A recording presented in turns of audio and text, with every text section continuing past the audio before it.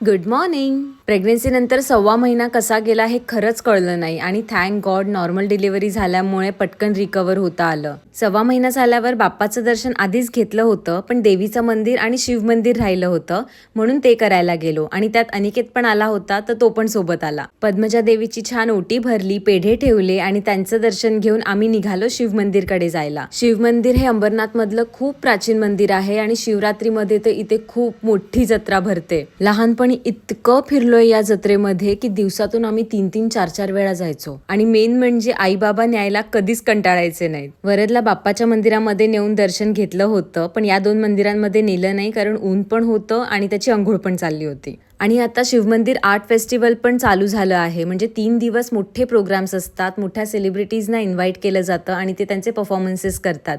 So खूप मजा येते. तुम्ही जर इथे असाल तर नक्की व्हिजिट करा. माझ्या व्लॉग्सची फ्रिक्वेन्सी वाढवण्याचं मी नक्कीच ट्राय करेन, पण आय होप नाही आले तर तुम्ही समजून घ्याल. भेटूयात नवीन व्लॉगमध्ये. बाय.